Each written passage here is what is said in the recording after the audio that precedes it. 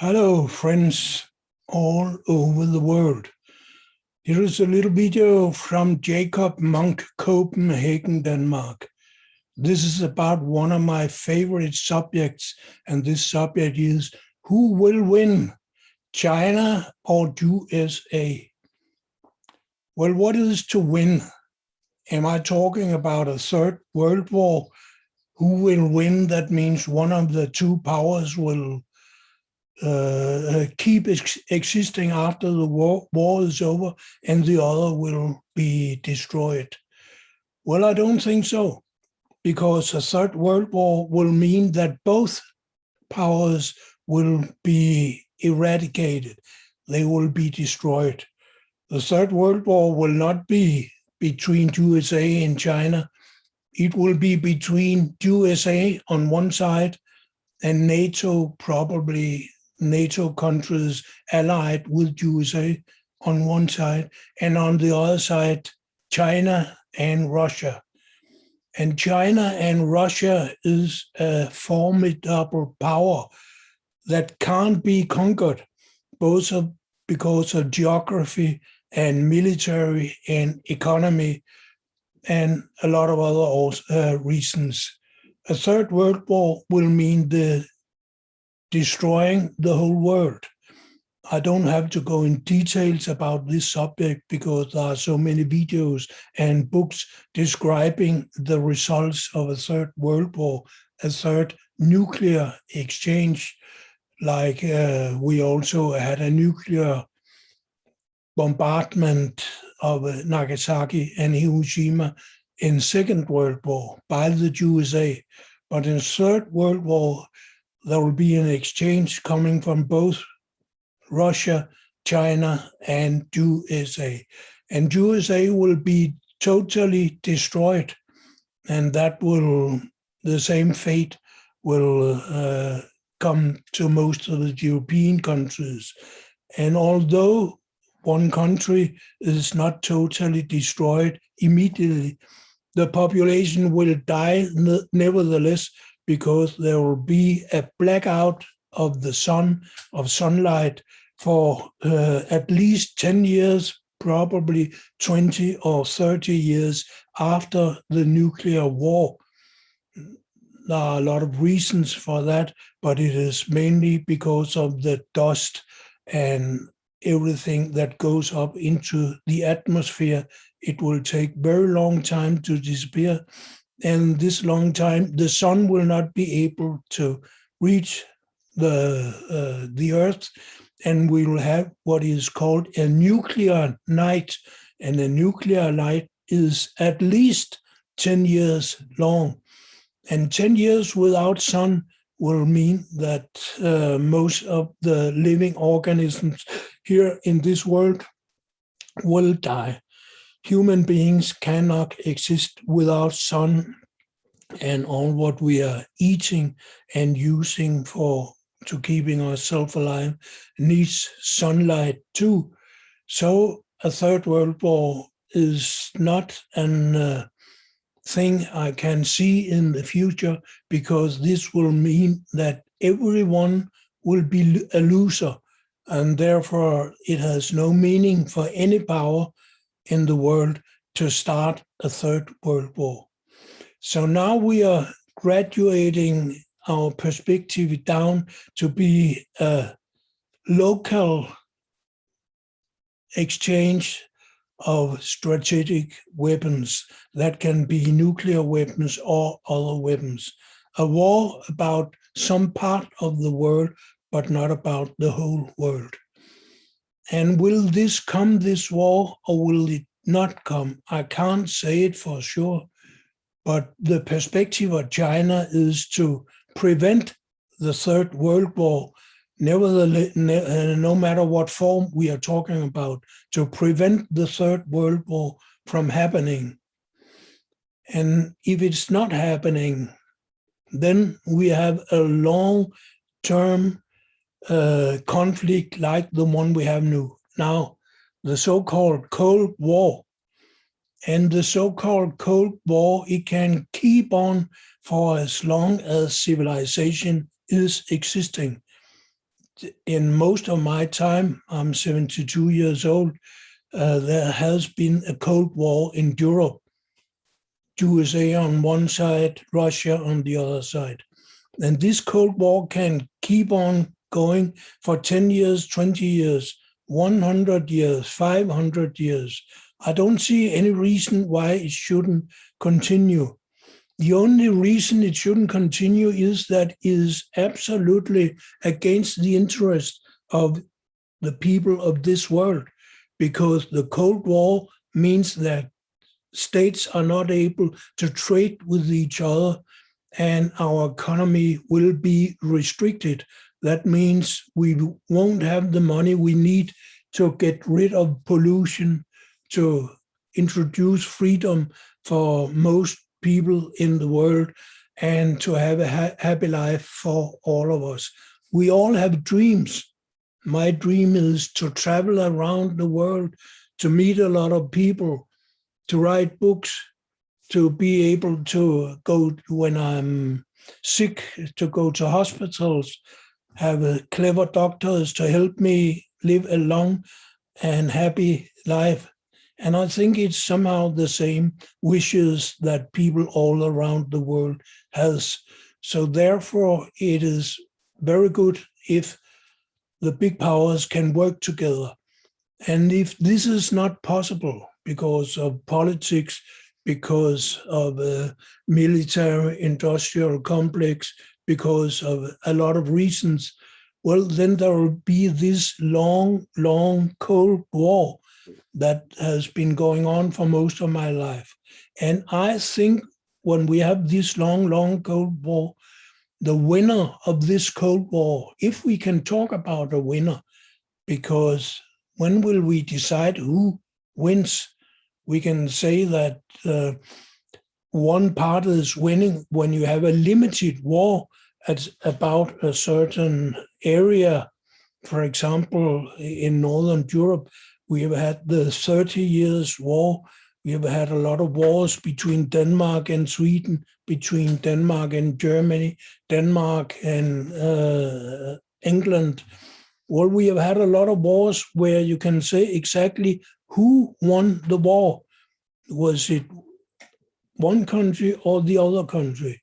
But when it comes to a long-lasting Cold War, it's very hard to say who is winning.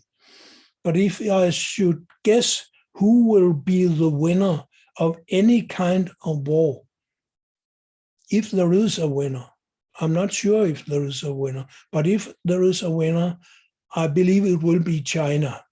And what is the reason that I believe China is much stronger than USA? And these are the two powers we are comparing, China and USA. Well, first of all, China has a history of up until 5,000 years. The China we see today with a kind of meritocratic state and society run by a centralized power, it has been a state structure that China has had for 2,000 years, 2,000 years. And you have to remember that when you compare to USA, it's a new state. They only have had a kind of civilized state structure for 200 years. That means that China is much, much older than USA. And the idea of running a state, of having some kind of systematic use of resources, of finding the best leaders and running the state and the economy in the most effective ways, while China has had at least 2,000 years of experience. I think USA is still experimenting because they are using the model coming from France with Montesquieu, the three powers being independent of each other, and that means a state that is split up between conflicting powers. That is a very, very ineffective state. And when the state is ineffective and the people in the state are not united, that means you can't go against anything you have to unite to go against. Well, let me be more clear. COVID-19, in China, there has been around 5,000 deaths because of COVID-19. In USA, there have been around 300,000. And China is 1.4 billion people. USA is 300 million people. That means the risk of dying of COVID-19 in USA is about 100 times bigger than it was in China. In China, COVID-19, it is gone, it is past. Of course, they still use face masks and a lot of preventive measures to be sure it's not coming back. But at the moment, they don't have any problems with COVID-19, and their economy is just booming forward. So the state structure in China is much better. And it's also much more democratic, because in China, they use the principle of democratic centralism. That's the idea of the state and the idea of the Communist Party in China. In China, they have 7 political parties, but the ruling party is the Communist Party. And the idea of democratic centralism is that you choose the leaders in a democratic way, in a hierarchy, so you only take the best people to have the leadership roles. It's not like in USA, where you choose the politicians that are most funny in different television shows, and that has a fast and funny way of expressing themselves. They sound very decisive and intelligent, but in reality, they are only performing a one-man show that is of no use for the American public. In China, it's quite different. They're the leaders, they are not actors from Hollywood. They are actually qualified people being educated as civil servants and having years of experience as leaders. Therefore, the Chinese state is much more effective, and the Chinese people is not divided like USA, where the whole state is divided between the so-called Democrats and the so-called Republicans.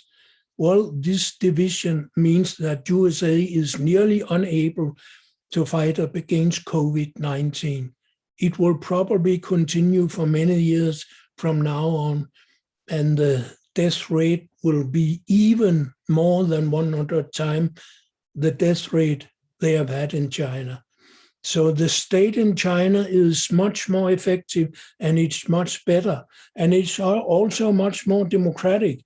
There have been a lot of surveys made by American institutes asking Chinese people, do you trust the leaders in the state of China?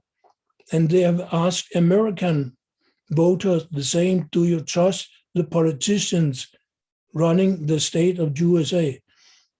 And the result of these surveys, you can find them on the internet, has been that in China, around 90% of the population trust their leaders. In USA, it is around 30%, 20 to 30%. That means Americans do not trust their politicians. They think they are criminals. And I'm sorry to say, a lot of the times it is true, they are criminals. So when we come to morals, and you can see I'm talking about the thing you see here, when we are talking about morals, then there is a much better morality, much better ethic in China than in USA, because ethics is to follow the will of the people. And when the state is run by politicians that people do not trust, then the state is not following the will of the people. and that is a low morality. You can also go and see on other ethical factors. Being a Catholic, I'm of course very interested in abortion. Where do you think there are most abortions? In USA or in China? Well, it is a fact that there are more abortions in USA. Why? Because in USA, there are a lot of people, they don't have the money, they don't have the education to use artificial prevention to avoid being pregnant. And also in China, the family system is much more stable. In USA, you can see films and television plays made in Hollywood and the American television industry, movie industry, and there you will find out that the ideals is to have sex with a lot of different people. The hardcore leader, the hardcore hero in the American series, entertainment series, it's a man having sex with many women. And when you have sex with many women, then you make probably more than one woman pregnant. And some of them will choose to have an abortion. Abortion is legal in China and in USA, but nevertheless, they have much more abortions in USA than in China, not as a number, but taking as a percentage of the population. So even from a Catholic point of view, China is a more morality-based society. Then we're coming to the question of democracy. As I told you before, in China is based on democracy. There are also independent states in China, and we always hearing about the Muslim state where the Uyghurs, they are put in concentration camps and so on, it is said. Well, this is pure propaganda. It is 100% lies. You can go and visit the Uyghurs yourself. You can also go to the International Union of Islamic States. This union, they support China and the policy that China has according to their Muslims. But in Europe and in USA, there's quite a bit of racism, Islamophobia. That means Muslims are not allowed to enter into the European countries and the Western countries. They don't have the same in China. So even Muslims are treated as equals in China, where the basic religion not is Christianity, not is Islam, not is atheism, but it is Confucianism. And this is a very civilized, peaceful, and educational religion. I would not rather call it some kind of public culture. Well, now I'll talk very short about military. The biggest military power in the world is USA. USA, they have 800 military bases around the world. And these military bases, they are the root of the American military that has the value that is more than 10 times the value of the Russian military. They are about 2 or 3 times the value of the Chinese military. But you have to understand that this depends on how you measure value. Do you measure GDP in one way or another way? There is something called purchasing power.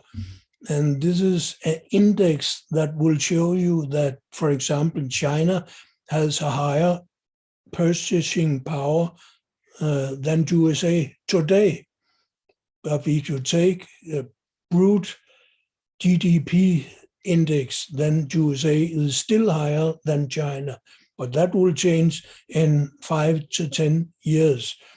So let's say that China and USA, they are just about the same level, but the USA uses much more money to buy military equipment. Therefore, USA is the leading power in military ways.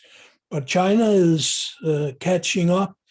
They are introducing new weapons, new rockets, new fighter jets, new ships, and so on and so forth.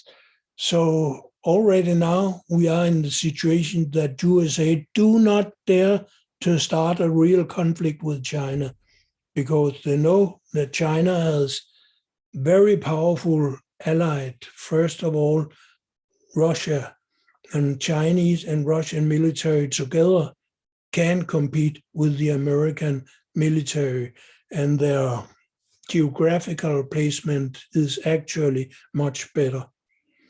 So we are going now to the global perspective. The global perspective is about geopolitics.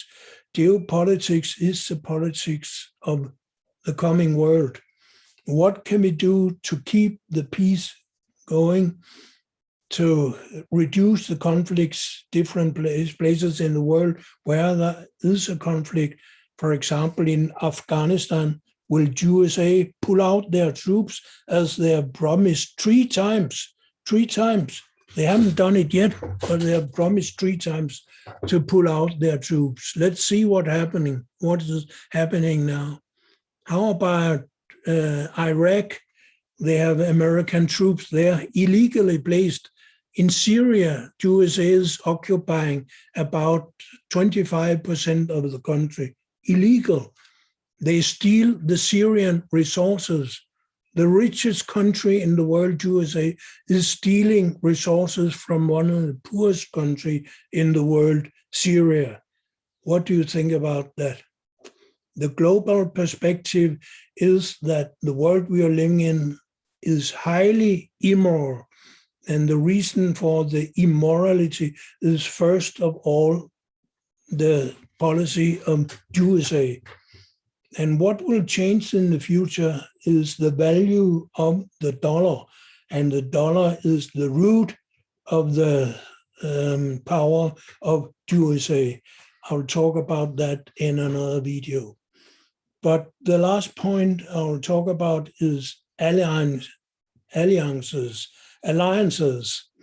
Well, USA is always brabbling about they have NATO.